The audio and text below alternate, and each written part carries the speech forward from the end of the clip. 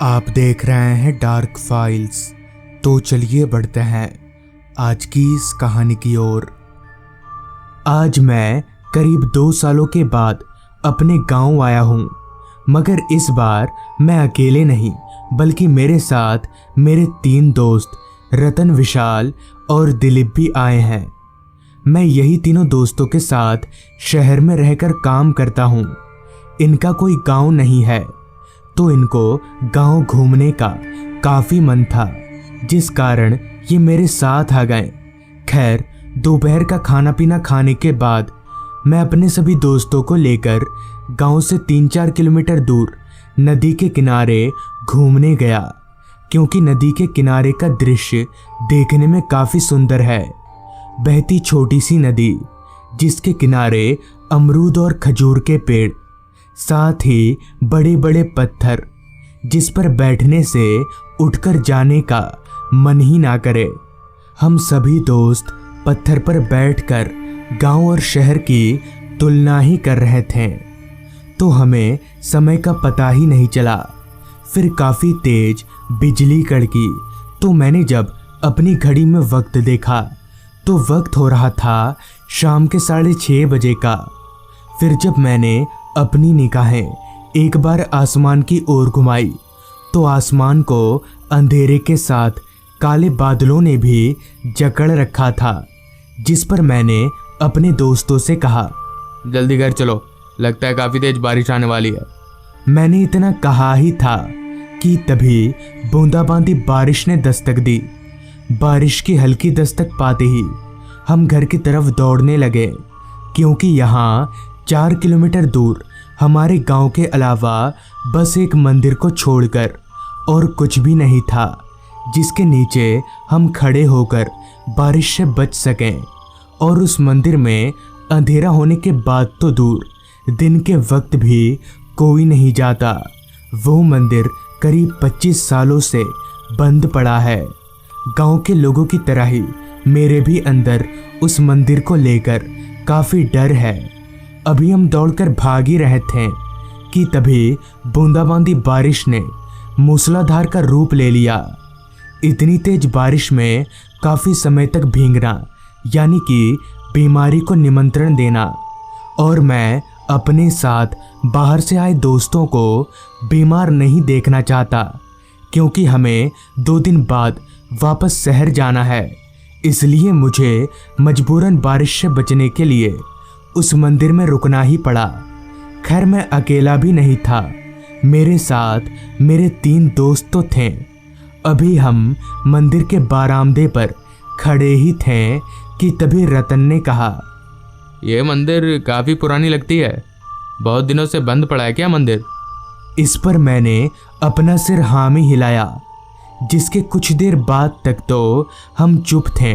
फिर दिलीप ने कहा, किस भगवान का मंदिर है ये?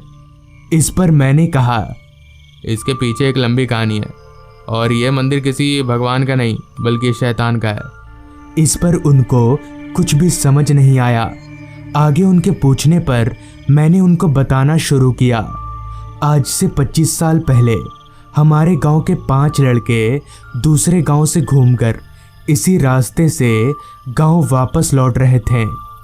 उस वक्त इस मंदिर में 8-10 तांत्रिक रहा करते थे, जो इसी मंदिर में अपना यज्ञ साधना किया करते थे। उस समय इस मंदिर को लेकर किसी के भी मन में कोई डर नहीं था। खैर, जब वो 5 इस जंगल में पहुंचे तो आज की तरह ही बारिश शुरू हो गई, तो उन्होंने भी हमारी ही तरह इस मंदिर में रुकने का फैसला किया। तब वक्त हो रहा था रात के 8:45 बजे का। अभी वो 5 दोस्त इस मंदिर में खड़े ही थे कि तभी उन्हें अचानक बहुत तेज घंटियों की आवाज़ सुनाई पड़ने लगी। तो उन्होंने मंदिर के चारों तरफ अच्छे से देखा, मगर ना तो उन्हें कोई तांत्रिक दिखा और ना ही कोई घंटी। जिस पर उनमें से एक दोस्त ने कहा, अरे यहाँ तो दूर दूर तक इस मंदिर के अलावा कुछ भी नहीं है, तो घंटियों की आवाज़ कहाँ से आ रही है? इस पर दूसरे दोस्त ने कहा, हाँ यार, लग रहा है कि कोई थोड़ी दूरी पर पूजा कर रहा है, मगर कौन? मंदिर के अंदर का तो दरवाज़ा बंद है, चल देखते हैं कौन है। फिर वो सभी दोस्त उस आवाज़ को ढूंढने लगे। ढूंढते ढूंढते जब वो मंदिर के पीछे पहुंचे तो उन्हें एक छोटा सा घर दिखा जिसका दरवाज़ा हल्का सा खुला हुआ था। तो उनमें से एक ने घर के अंदर झांक कर देखा तो उन्हें घर के अंदर कोई ना मिलने के बावजूद भी वो घंटी की आवाज़ तेज होती हुई महसूस हुई, जिस पर सभी दोस्त घर के अंदर दाखिल हुए। दाखिल होते ही जैसे ही उन्होंने टॉर्च जलाया तो उन्हें घर के फर्श पर एक दरवाज़ा दिखा। उस दरवाजे को देखकर वे सभी लोग समझ गए कि ये दरवाज़ा घर के नीचे बने किसी खुफिया कमरे का है और घंटी की आवाज़ भी उसी कमरे के अंदर से ही आ रही है। मगर ज़मीन के अंदर खुफिया कमरे में भला कौन घंटी बजा रहा होगा, ये जानने की इच्छा लेकर उन्होंने धीरे धीरे बिना आवाज़ किए वो दरवाज़ा खोला तो सच में अंदर एक खुफिया कमरा था जिससे हल्की हल्की रोशनी आ रही थी और अब घंटी की आवाज़ साथ ही किसी के मंत्र पढ़ने की आवाज़ भी उन्हें साफ साफ सुनाई पड़ने लगी। मगर कमरा अंदर जाकर घुमा हुआ होने के कारण उन्हें कुछ भी दिखाई नहीं पड़ रहा था, बस हल्की रोशनी ही दिखाई पड़ रही थी, वो भी कुछ सीढ़ी तक।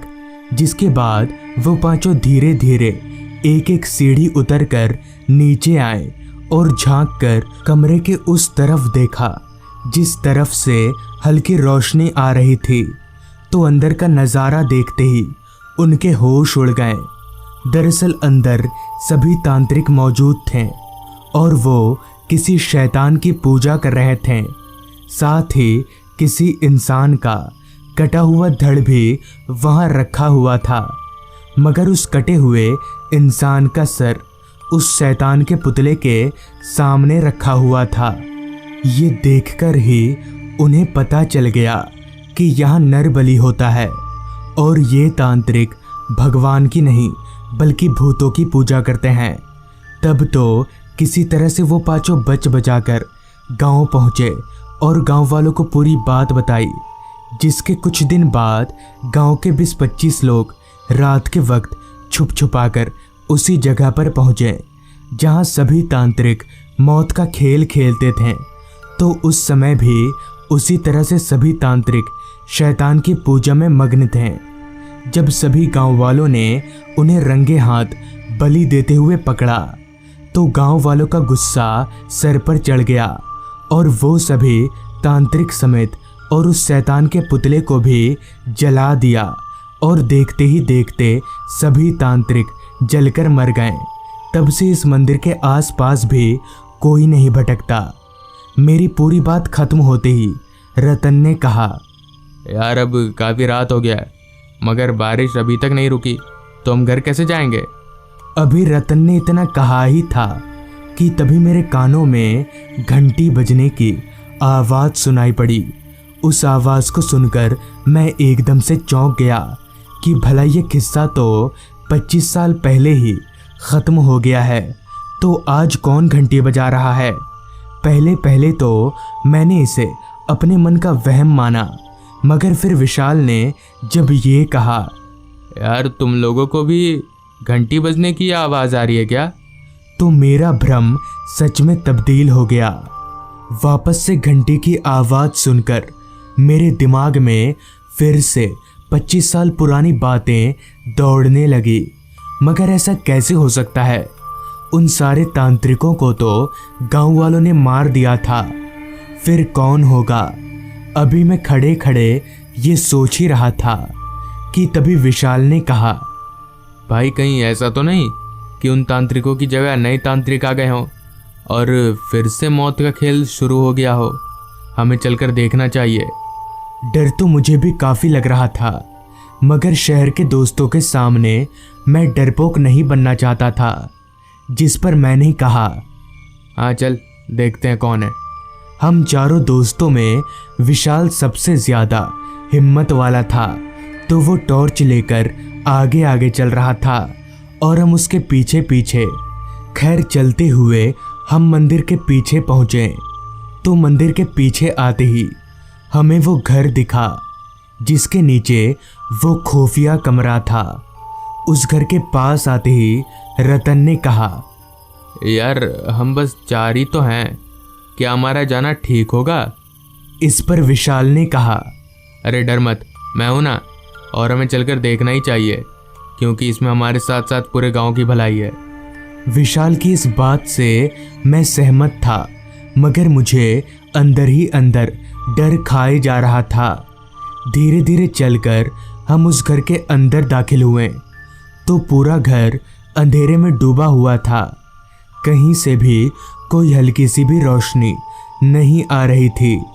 तभी विशाल ने टॉर्च जलाया तो टॉर्च की रोशनी अंधेरे को चीरती हुई पूरे कमरे में फैल गई। रोशनी के फैलने के साथ ही साथ हमें वो खुफिया कमरा दिखाई दिया। फिर हम चारों ने मिलकर धीरे धीरे उस कमरे का दरवाज़ा खोला तो अंदर काफ़ी घना अंधेरा छाया हुआ था और घंटे की आवाज़ उस अंधेरे से घिरे खुफिया कमरे से ही आ रही थी। जिसके बाद हमने तय किया कि हम टॉर्च जलाकर नहीं बल्कि बंद करके सीढ़ियों से नीचे उतरेंगे ताकि नीचे जो भी है उसे पता न चल पाए। सारी बात तय करने के बाद हम एक एक करके नीचे उतरने लगे। सबसे पहले बंद टॉर्च हाथ में लिए विशाल था और सबसे आखिर में डरा हुआ मैं। धीरे धीरे एक एक सीढ़ी उतरकर हम नीचे पहुंचे तो पता नहीं विशाल को क्या सूझा जो उसने एकदम से टॉर्च जला दिया। टॉर्च के जलते ही अंदर का नज़ारा देखकर हम सभी दोस्त जोर जोर से कांपने लगे और हमारे शरीर का सारा खून एक पल में ही पानी हो गया। दरअसल टॉर्च की लाइट पड़ते ही हमने देखा कि सारे तांत्रिक उसी तरह से उस शैतान के पुतले के सामने बैठकर शैतान की पूजा कर रहे हैं। मगर अब उन सारे तांत्रिकों का चेहरा पूरी तरह से जला हुआ था और उनकी आंखें सफ़ेद चमक रही थीं। उन सारे तांत्रिकों को देखकर हमें पता चल गया कि वो अब इंसान नहीं बल्कि भूत हैं और अब हम काफ़ी बड़ी मुसीबत में फंस चुके हैं। तभी मैंने चिल्लाकर सभी दोस्तों से कहा, जल्दी जल्दी यहाँ से भागो। इतना बोलकर मैं और मेरे सभी दोस्त भागते हुए दरवाजे के पास पहुँचे।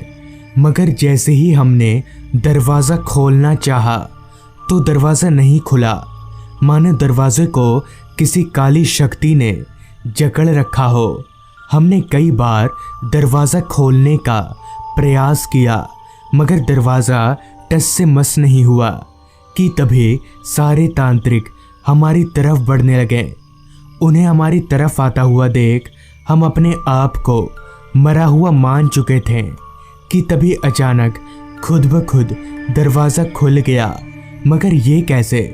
खैर जो भी हो, दरवाज़ा खुलते ही हम जल्दी से उस खुफिया कमरे से बाहर निकले तो बाहर एक बूढ़ा आदमी खड़ा था और शायद उसी ने दरवाज़ा खोला था। खैर अब हम वहाँ ना रुककर सीधे गांव की तरफ दौड़ने लगे। मगर मेरे जहन में बस एक ही सवाल दौड़ रहा था कि क्या उस बुजुर्ग आदमी को उन तांत्रिकों से डर नहीं लगता। भागते भागते हम गांव के करीब एक घर के पास पहुँचे जिस पर हम भागकर सीधे उस घर के दरवाजे पर गए और जोर जोर से दरवाज़ा खटखटाने लगे। 2-3 बार दरवाज़ा खटखटाने पर एक आदमी ने दरवाज़ा खोला।